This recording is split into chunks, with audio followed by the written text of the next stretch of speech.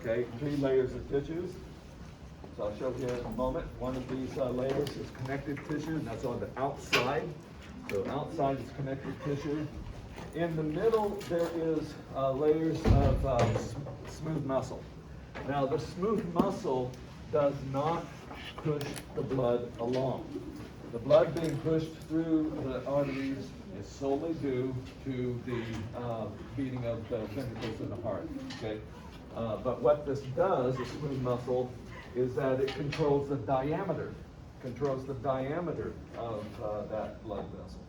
So they can vasoconstrict, which means that the muscles will constrict, when they contract, is that they decrease the cross-section, okay, decrease the diameter, or vasodilation, they relax and the blood vessel gets larger diameter.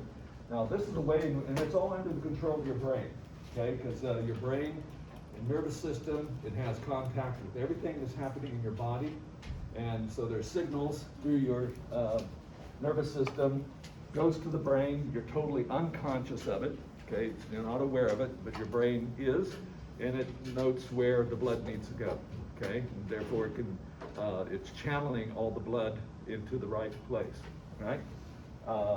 Then, of course, on the innermost layer is an endothelium. This is an epithelium, special epithelium that lines the lumen of the blood vessels. It's a simple squamous epithelium. Simple squamous, all right? But it's called an endothelium.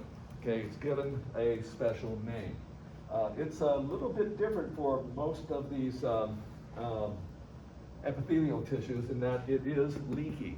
Okay, usually with the tight junctions, prevents leaking. Furthermore, there's a lot of pores in the plasma membrane of these cells to be able to let small things move out. And it's only in the capillaries, that there's any exchange of material between the blood and the interstitial fluids, okay, to bathe the tissues.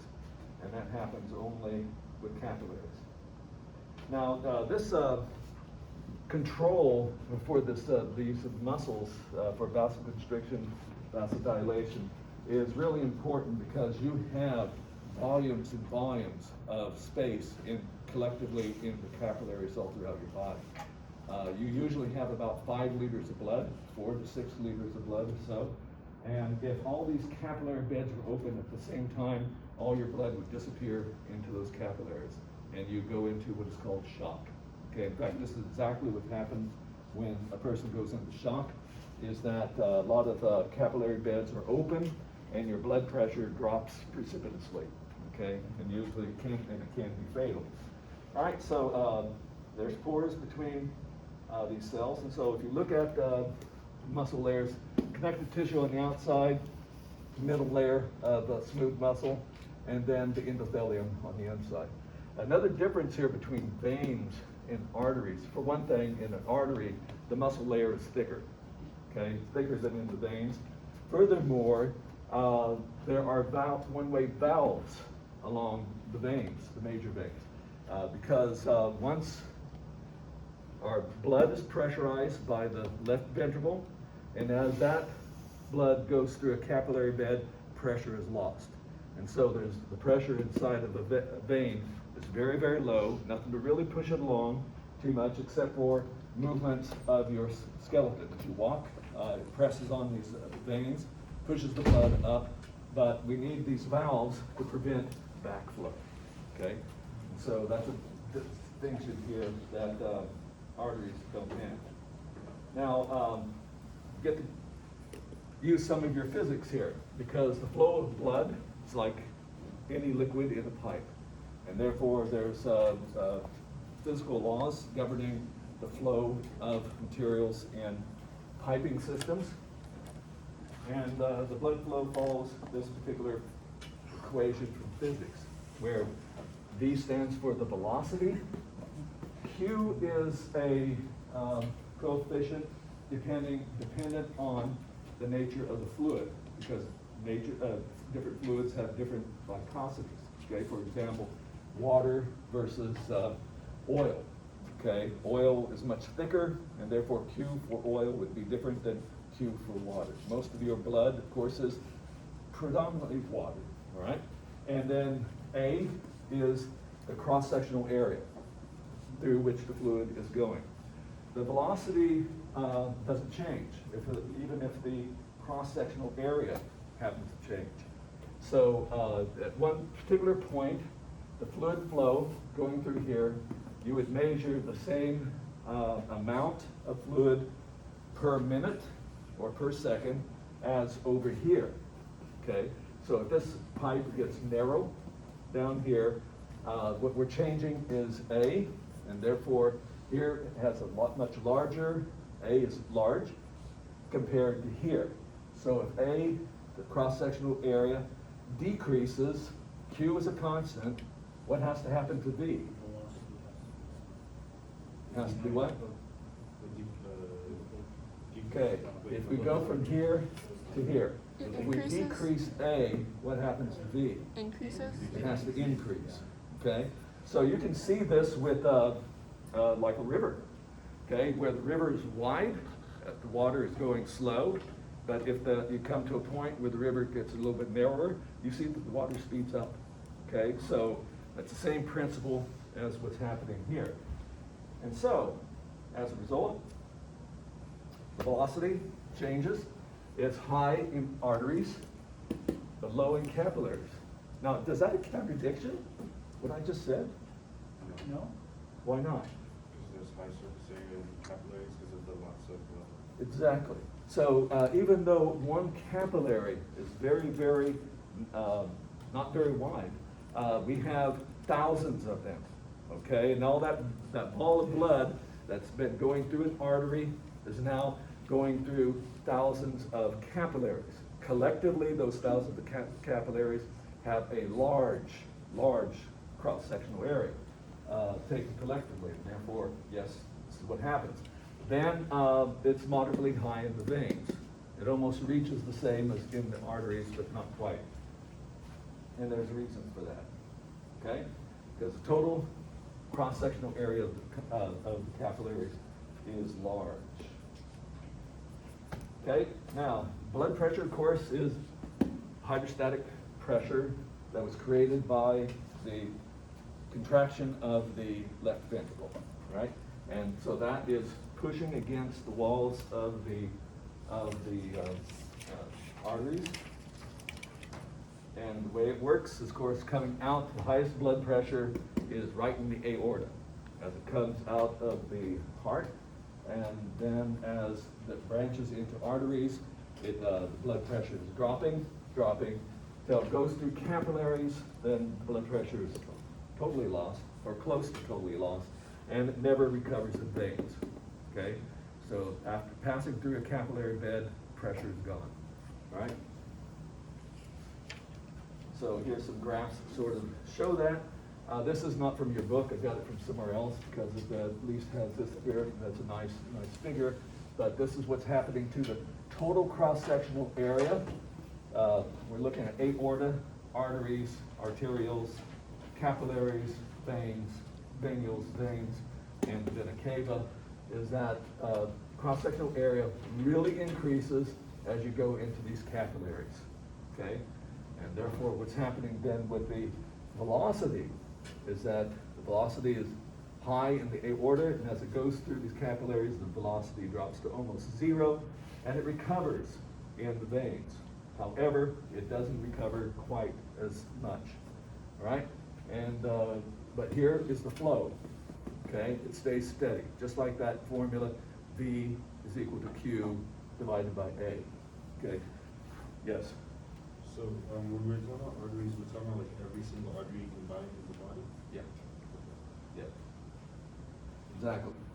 Okay, and so, and this is here showing what happens to, this is showing pretty much the same thing, blood pressure.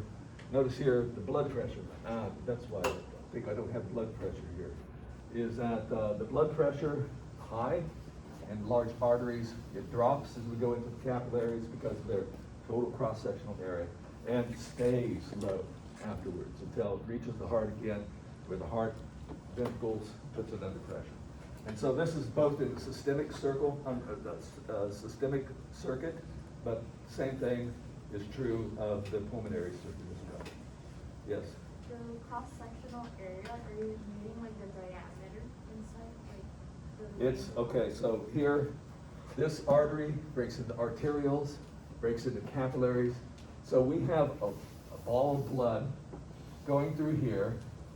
And so at this point right here, all of these cross sections, they add up together. Okay, they have an accumulative effect. Okay, they have an accumulative effect. Even though one capillary, the diameter is very, very low, but all that blood is going now through thousands of capillaries, and their collective cross-sectional area is much greater than this. Okay, yes? Why doesn't the pressure recover in veins? Do they have a, why doesn't pressure recover in the veins? Does it have a? Well, you have to have a muscle squeeze the blood, okay? So, and it has to go through the heart. And so this blood is not going into the heart. It is coming from the heart, it has high pressure, and then it drops. But over here, it never recovers until it gets to the heart again, okay? And that was also true of fish, okay? The blood coming out of the heart of a fish in the ventral aorta is pressured, and as it goes into the branchial arteries, it's still pressured, but when it goes through the gill capillaries, the lamellae drops, and then into the dorsal aortas, and all through the rest of the systemic circuit, it's low pressure. Yes? So like, why is this like useful? Like, is it constant over like all arteries in the body? Like, is cause like, why do we wanna know like the total that they all combine? Like, why are we focusing on one artery specific? Okay, I'm not sure of your question. So I was thinking of like how it says, arteries are, like, have a lower velocity than the aorta. But like, if I'm thinking of one artery by itself, it's like, it has a lower cross-sectional area, right?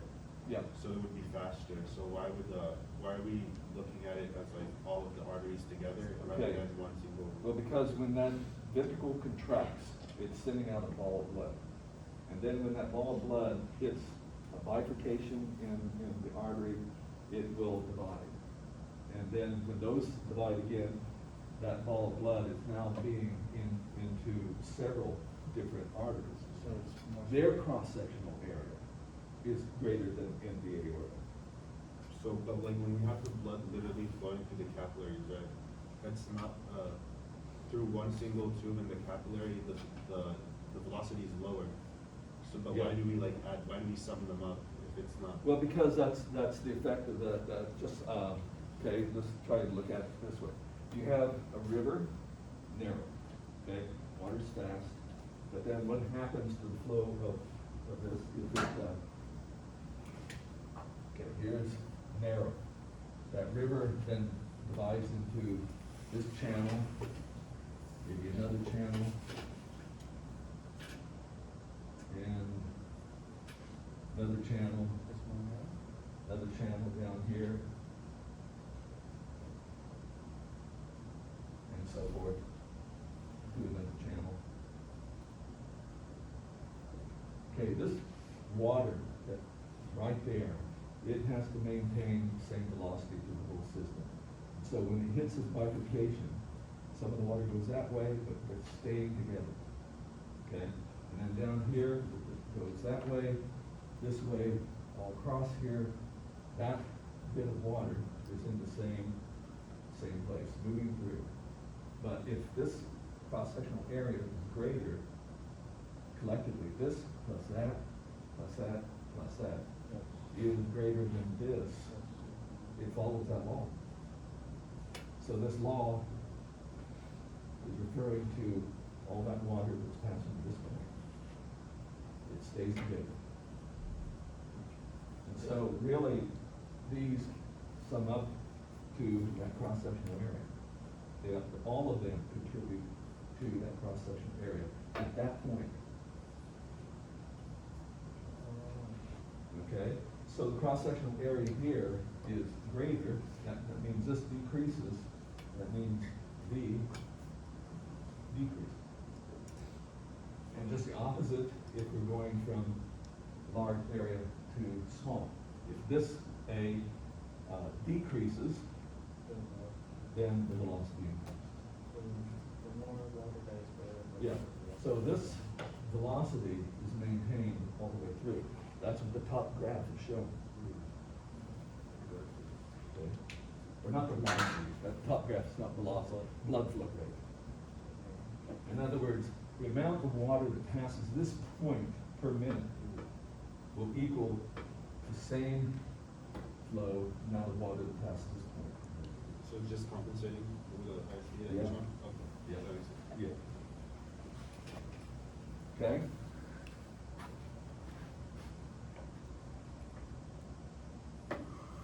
Okay, so I've already mentioned this. In the veins, of course, once we go through a capillary bed, the pressure does not revive, and therefore there's valves in veins to prevent backflow. And so a lot of times in your veins, there is a little bit of blood flow that's pushing that blood along, that's coming out the capillaries, but that's not real powerful. So most of the return, say from your legs, is due to your skeletal muscles contracting. When you move, cross your legs, shake your foot, or walk, it's squeezing on these veins, pushing it up toward the heart, and to keep the blood from going back down, it has these valves. And as I already said, the cross-sectional area of these capillaries throughout your body, they're pretty big, and therefore they're not all filled with blood. Your brain, nervous system, it controls where your blood is going, because if, for example, you start exercising, then probably blood that's going to your intestines is cut down, and the blood is shifted toward your skeletal muscles, and so forth. So it really depends on the activities of your body. Some hormones control this as well, and when we get to talking about the kidneys, we'll see that, right? Going the wrong way. Things useless.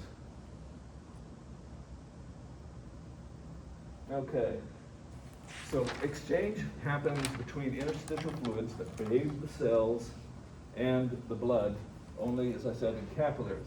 Gas exchange, we already talked about how that works. Okay, that's down partial pressure gradients. And there's not, at that level, there is no pumps for moving gases. It always goes down partial pressure gradients. And, but there's, for the other things, such as nutrients and salts, it can cross by fluid pressure, or two different things. I'll come to it here in a moment. Just bulk flow, but some things are actually pumped out by pumps, okay? Endocytosis, exocytosis, however, that's not the main way. That's not the main way by which materials leave and enter a capillary. This is mostly by bulk flow. Okay, now what is bulk flow? If you have certain types of pressures, it's pushing everything regardless of its chemical nature. It's pushing it out of the capillary or pulling it into the capillary regardless of its nature. Okay, so when I say that, except for large proteins. Okay, so just illustrate it here on the next one. So this involves ultrafiltration. Okay, why ultrafiltration? What can leave a capillary has to be small. Has to be small, okay? Like glucose, amino acids, fatty acids, but not large proteins, not cells, okay? They stay in the capillary. But because of the small pores here and also in between the cells, tight junctions, they're not too tight. If we have something higher force inside of the capillary than what is out in the interstitial fluids, then materials by bulk will move out, which I'll illustrate here in a moment. So when I say ultrafiltration, this means that only small particles go out. Small particles, small molecules, not large proteins, not cells, just small particles. The proteins stay in the capillary. Okay, so the direction of whether the fluid by bulk flow is moving out of a capillary or into a capillary depends on two different forces. The blood pressure, which tends to push things out, hydrostatic pressure. There's no pressure, fluid pressure, hydrostatic pressure. There's no hydrostatic pressure in the interstitial fluid. That's virtually zero. But the blood pressure is the hydrostatic pressure inside of the blood. And therefore we have high pressure inside of the capillary, no pressure outside. That would tend to push materials out of the capillary, right? But that's not the only force.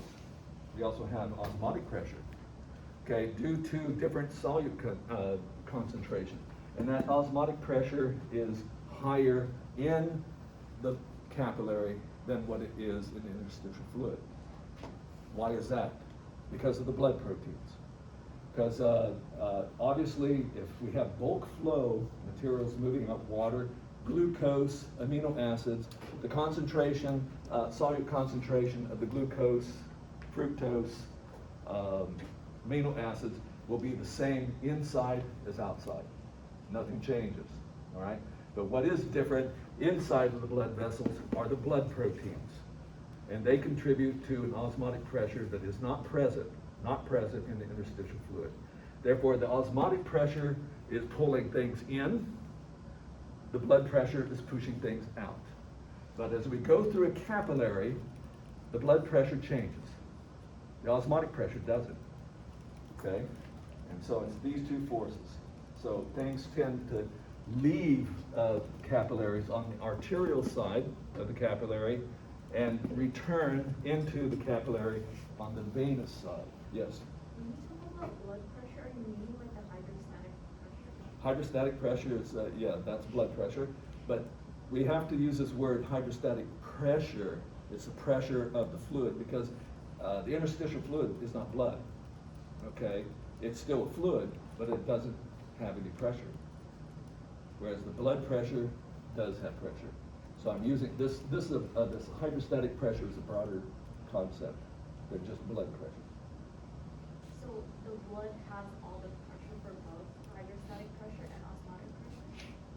Well, no, we're looking at the difference between the hydrostatic pressure in the blood versus in the interstitial fluid. Okay, so since we have blood pressure there in the capillary, but there's no pressure in the interstitial fluid, it would tend to push things out. Okay? All right, osmotic pressure is working the other way around. We have higher solute concentration in the blood than in the interstitial fluid. So it's really the difference between these two. One is pushing out, the other is pulling in. And so what is the net outcome? Since blood pressure on the arterial side is higher than the osmotic pressure pulling stuff in, the net outcome is to push it out. But blood pressure drops as we go through the capillary. It drops because fluid is leaving the capillary. The volume is going down, okay? And therefore, I'll show the illustration here. This is not from a textbook, I made this one myself. Okay, proud of it. Is the volume supposed to increase when pressure supposed to increase when volume goes down? No, it has to be pressurized first.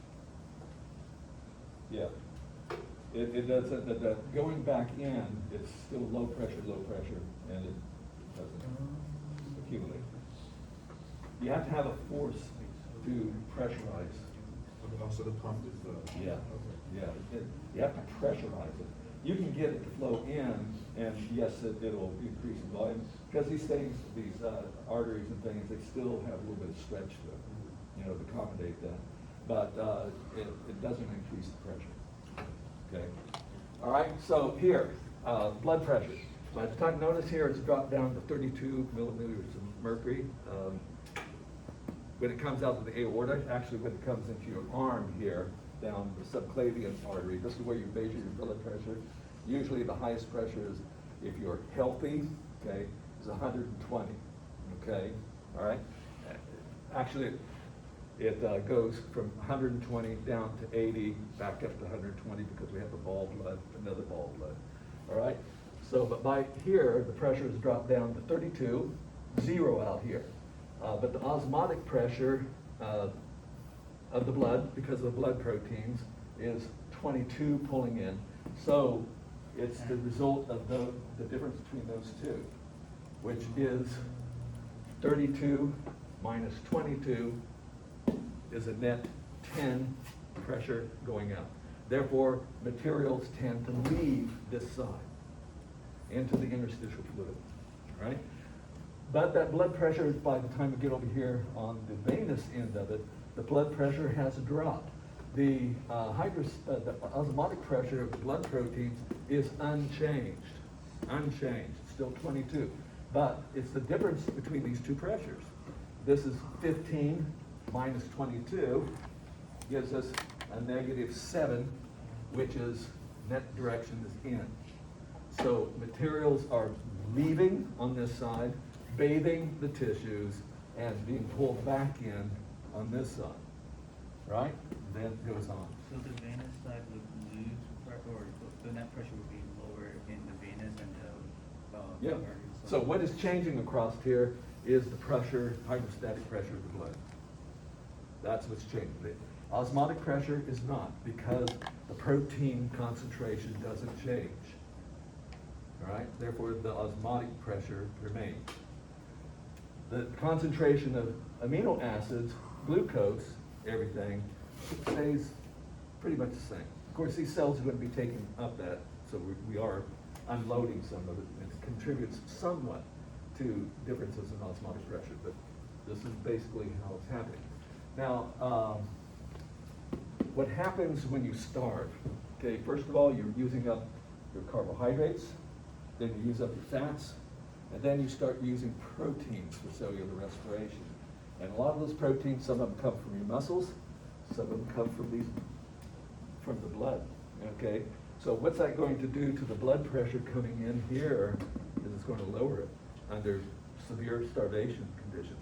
Now, what do you know about pictures of children in Africa, for example, that are in starving conditions? How do they look besides skinny? What is it, some other salient physical appearance of starving children? Anyone? What? About there, you see their bulging stomachs? Okay, now why is that? That's swelling in the intestines. Why? Because of the blood going into the intestines, they have this fluid coming out, but not coming back in. And therefore it's accumulating, okay? Why there and not other places, I don't know, but it is due to the fact that their bodies now have used up a lot of the blood proteins, and therefore this osmotic pressure is just not there. So the capillaries are like swelling? Not the capillaries, the tissues. Because fluid is coming out, not coming back in.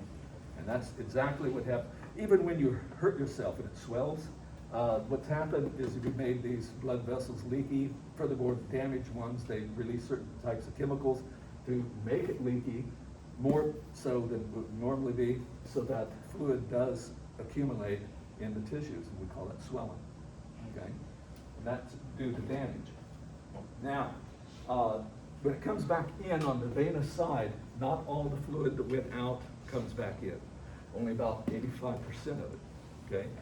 So that contributes, if you remember the graph I showed of the velocity of blood, that is high, as it goes to capillaries, it goes low.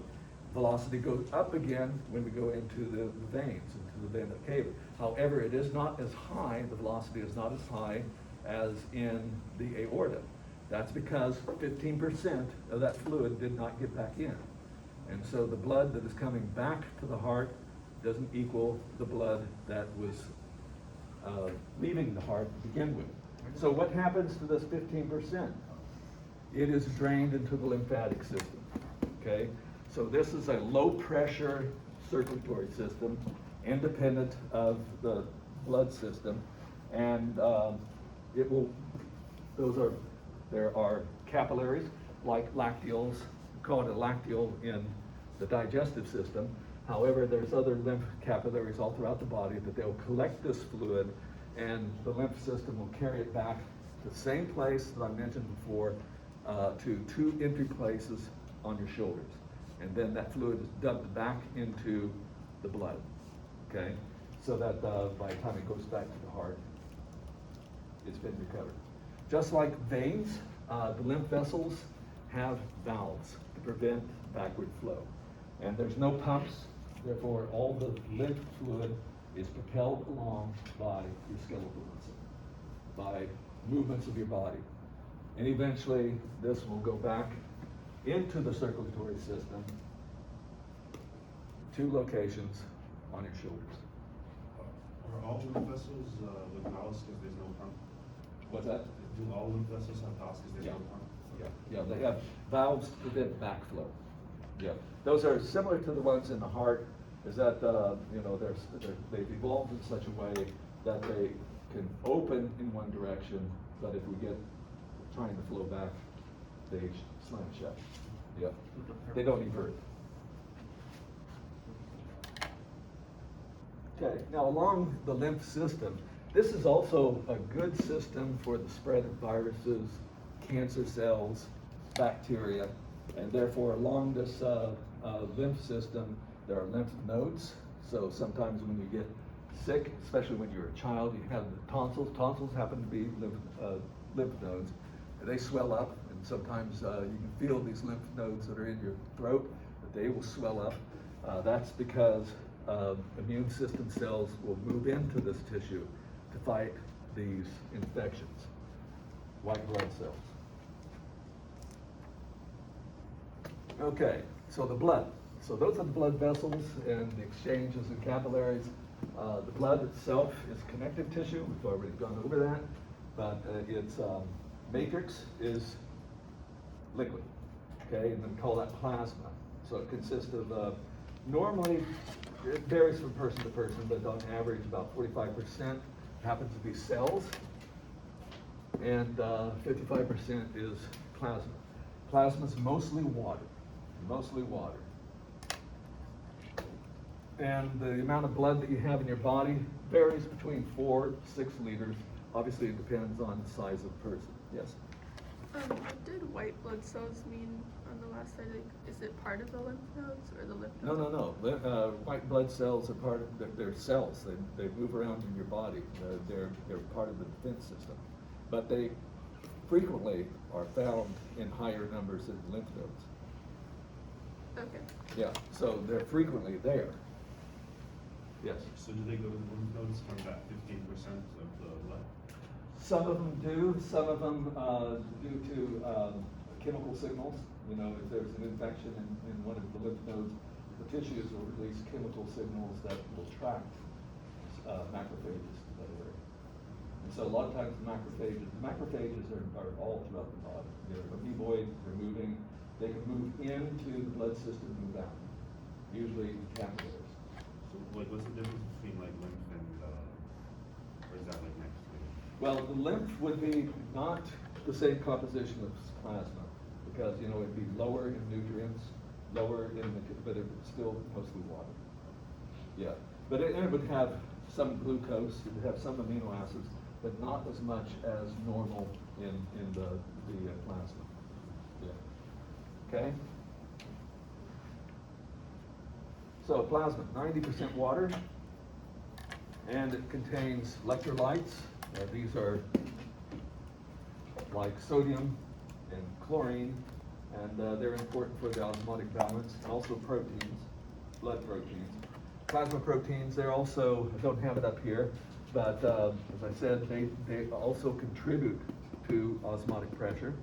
But some of these are escort proteins.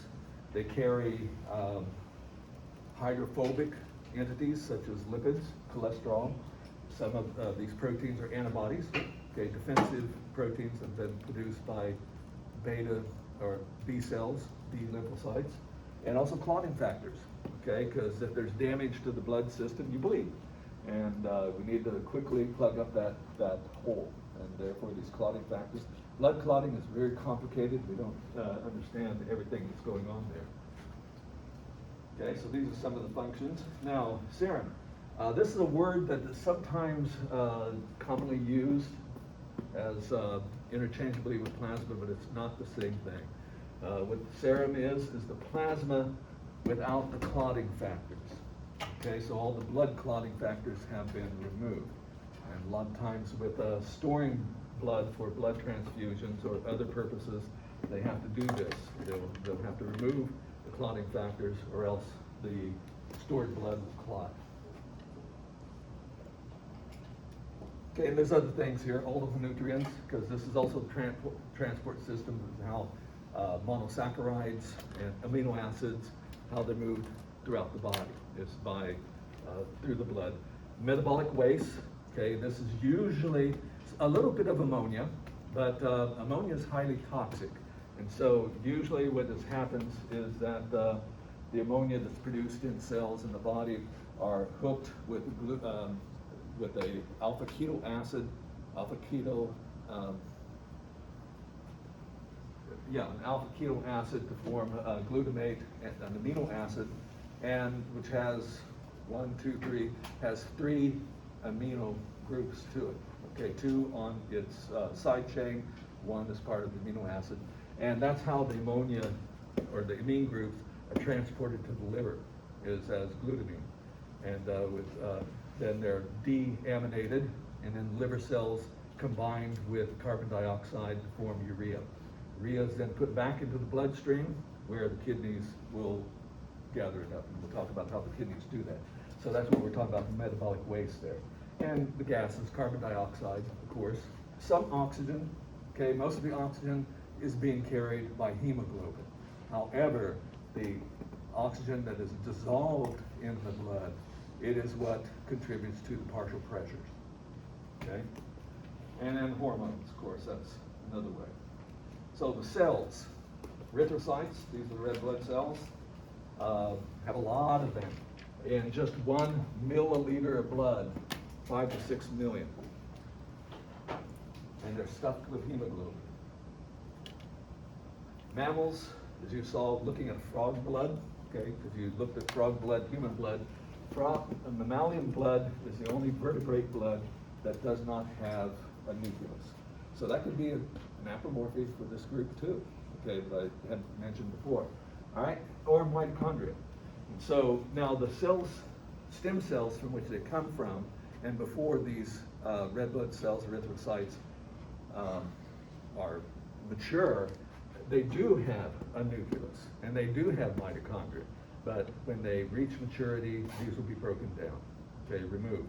Because these are specialized for carrying oxygen, they're filled with hemoglobin. Mitochondria would be chewing up and consuming the oxygen if they happen to be there, all right? So they still require ATP. They still require ATP. So how do they get their ATP? By glycolysis. So they have the enzymes for glycolysis. And their energy needs are not all that high. Okay, so each cell, on average, is 250,000 hemoglobin molecules, each of which can carry 4 oxygen molecules, all right? So a lot of oxygen can be carried that way. Then collectively, there's another group called leukocytes. These are commonly called white blood cells. All these are involved with immune responses. And we'll look at them, and then there are platelets that are cell fragments. Cell fragments, they also come from the same stem cells. In fact, all of these come from the same original stem cells, all right? And so this is a blood smear. You've seen it before. All these have been stained. That's not their natural color, okay? Red blood cells, they're sort of biconcave, okay? They're circular, but if you look at them on the side, they're sort of biconcave. They would look like something like this. Turn it on the side.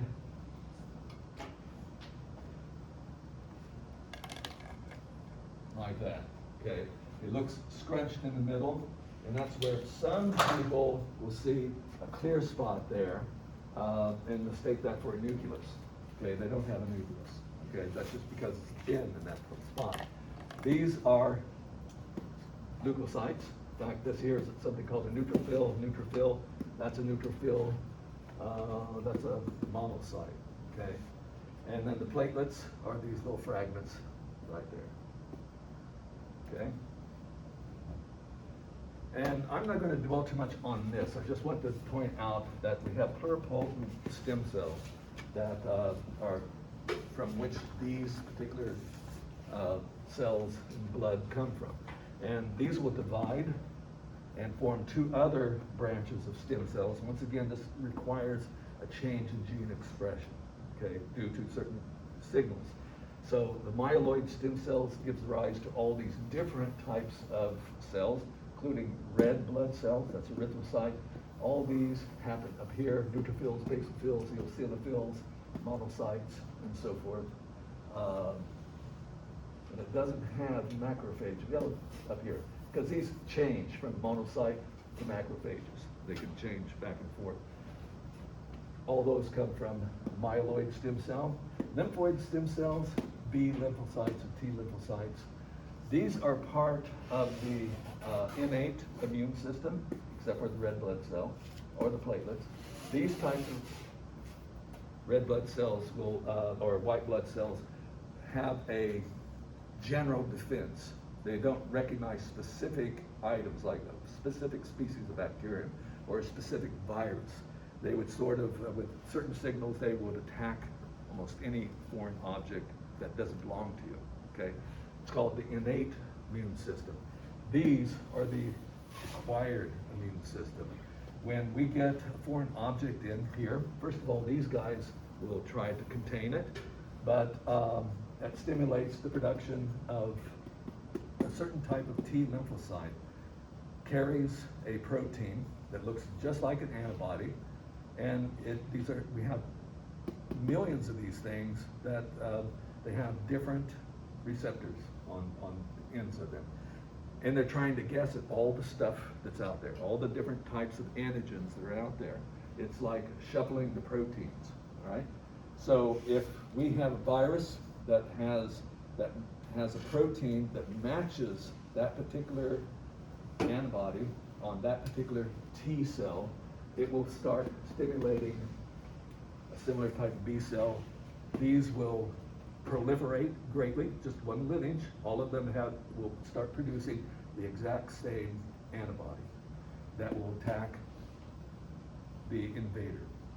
But that takes about 7 to 9 days after the infection for that to happen. So can you succumb, be killed before those come into play? Yes, indeed you can, okay? Anyway, you don't have to know these in lecture, but in tomorrow's lab, you'll have to look through the blood smears and find each of these types of cells. You need to know them for lab. Okay, blood clotting. Okay, complex process. I'm only going to do some of it. What happens when it is there's injury to the blood vessel when you're losing blood is it activates, there's chemicals being released by the cells, the damaged cells, that signal and change the platelets so that they become sticky. Okay, they will start sticking together in the vicinity of the wound. But those platelets are not enough. There's also some blood proteins that are involved here. Something that's produced, it's a zymogen, but this is not, no, this is indeed an enzyme produced by the liver, prothrombin, okay? And some of these clotting factors that are released by these damaged cells will cause this to break a peptide link, and it will change conformation, become this active enzyme, thrombin. Thrombin acts on another zymogen, which is not an enzyme. This is also produced by liver. So this is called fibrinogen, and when it is cleaved by thrombin, it becomes the active form of fibrin, and this is all in the vicinity of the wound. And the fibrin is not soluble in water, and therefore it precipitates out and forms, it's holding together, it's a network of these proteins, fibrin proteins, that will trap all these platelets in that particular blood clot. So, sort of showed here, simplified, once we have the damage, platelets in the vicinity, will change, become sticky, and prothrombin is converted into thrombin, which cleaves fibrinogen into fibrin, which locks all that together, and we have a blood clot, okay? And that takes care of it. Now, one of the things that happens when you take aspirin is that aspirin will coat receptors on the platelets so that they don't respond very well to damaged cells. This is why they tell you not to take aspirin before a major type of surgery, because you'll bleed too much. Okay, last thing I'll go over here is cardiovascular diseases. What are they? Heart attack, death of heart muscle. Usually it's due to plaque or blood clots forming in coronary arteries. Okay, coronary arteries. There's all this blood going through the atria and the ventricles, but that does not service the cardiac muscle. Cardiac muscle is way, way too thick. It might be that some of the cells lining the atria and the ventricles can get nutrients and oxygen from the blood, but the muscles deeper inside do not. And so the heart has to have its own blood supply. So there's coronary artery that comes off of the aorta, and these coronary arteries penetrate into all the cardiac muscle, bringing it its supply. Capillary beds in that muscle, and then there's also cardiac veins that will then dump that blood back into the right side of the heart. So if we have, and a lot of times this damage where plaque builds up is right at the intersection where we have a bifurcation. Okay, because especially at the heart, the blood pressure is pretty high. The velocity is high. Okay, so we have this blood going that way, and it has inertia. Okay, so it doesn't change very easily directions, but it has to go this way, and it has to go that way. Well, actually, let me do this again. When this blood has to go this way, a lot of times at this point right here, it's a lot of friction. Okay, fluid friction. On the other side, right here, a lot of fluid friction. And sometimes we get damage right here. And if the endothelium gets damaged, then it can lead to clotting. And furthermore, in that clot, it can build up with cholesterol, fatty acids. Macrophages tend to grow into there and create some further damage. And this becomes what we call plaque. And if it blocks the flow of blood into that coronary artery, then everything, the blood, eventually the muscle beyond that will die. And once you have some heart muscle die, you usually don't get it back. It's permanent damage. Yes? Oh, is this why, like, on the other lectures that you said, how, like, lipids, they go to lymph vessels, and then the lymph vessels, like, dump the Yeah, arteries in the yeah, heart? that's Is right. that where- Because those points, 2 points where the fatty acids and cholesterol coming from the digestive system, they get dumped into eventually right up here, real close to the vena cava, and so that's going right into the heart, the right side of the heart. Okay, instead of through the liver. So talk about intelligent design. No, it's not. Okay, so we have a lot of things like that, but in our ancient past, it was no problem. Our diets have changed, which creates the problem. Okay, it's due to changed diets. Right, so that's heart attack. Now, if it's caught early enough, you can do what is called a coronary bypass. Okay, so let's have coronary bypass, what they do. So if we have all this build up here, there's signs for it, okay? Sometimes people get aches up here and go to the doctor and send them to a cardiologist. There's tests to be able to find this. And what they can do is get into your leg take a vein that you don't really, because some of the veins where they're going, they're sort of redundant. You know, there's a redundancy there. So you take out a vein, and then you come up here, put that vein like that, so that instead of the blood going that way, it's called a coronary bypass. Okay? Another thing they can do is get into major coronary artery, have to cut you open, of course, and put in here a splint that can come in, get it right here, and then they, it's not a splint, but it's a lot of times, well, no, sometimes they do put a metal splint there. Sometimes it's just a balloon-like entity that they'll blow it up and try to press this down, okay? And that's another type of approach Can they to not? get around this. Can they not remove like the blockage? What's that? Can they not remove like the other thing, the blockage? If they tried to cut this open, you'd probably bleed to death. Okay, so they have to approach it in a totally different way. Yeah. Okay, so that's what happens here. Furthermore, something that can happen is once we have this plaque, if this is an artery, not blood clot, okay, the blood clot. Right now it's in place, but what happens if it comes loose? It starts moving with the blood. Where's that going to go to? The brain. Eventually. The brain. Well, here we're in the heart right now. Jordan? This is an artery. Arteries become arterioles.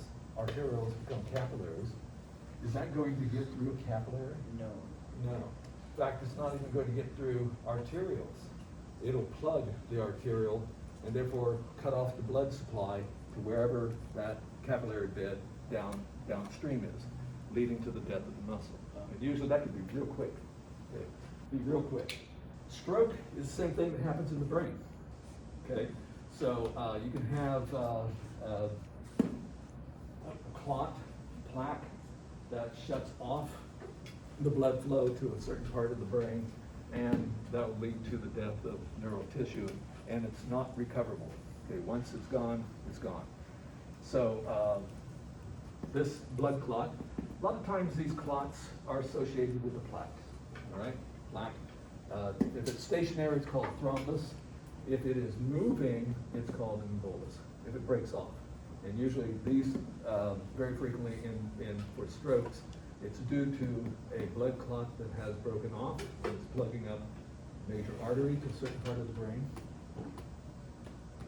Or it could be due to also bleeding in the brain. Okay, if some of these arteries snap and you get blood flow leakage, and that could lead to it as well. Now, atherosclerosis, this is the buildup of plaque over time. In fact, there's two different words here sort of related to each other. Atherosclerosis, and it's a chronic disease. Okay, and there's many factors that lead to it. Some of it is genetic. Some of it is our diet, exercise. There is a connection with high blood pressure, because if you have chronically high blood pressure, this is what happens. It's very easy to damage the arteries. And also with our diet, cholesterol, too high cholesterol and fatty acids, they can accumulate in this damaged area, forming plaque. The difference between atherosclerosis and arteriosclerosis is that this becomes hard because there's calcium deposits. And this happens very frequently. Probably all of you have some plaque in your aorta that is calcified, beginning now, okay? You might think you're young, but once it's there, it's chronic. Chronic means it's always there, and you can't do anything about it, except for change the ways. All right, as I already said, certain type of cholesterol. This here, low density lipoprotein. So cholesterol is cholesterol is cholesterol, but how it's being carried with these escort proteins makes a difference. So we have three different types of categories: low density lipoprotein, high density lipoprotein, and ultra high density lipoproteins. But it's these that tend to deposit cholesterol, fatty acids into damaged arteries. okay? And hypertension, high blood pressure. Now, your blood pressure is going to change all the time. So if you ran up the stairs and came from Mission down here and made it up here to this classroom in, say, 2 minutes or so, and you took your blood pressure, it's probably going to be somewhere 190 over 150. Is that damaging? No, that's normal. But if you're resting and not doing anything, and your blood pressure is 190 over 150, that is bad, okay? Usually your resting blood pressure should be, close to 120 over 80, okay, to be regarded as healthy. Okay, so this is a cross-section, what a normal artery should look like. Endothelium right there, that's muscle, and then connective tissue. And here's one that has almost completely plugged up. Okay, this is the plaque, there's the blood clot, and there's not a whole lot of room for things to go through. Okay?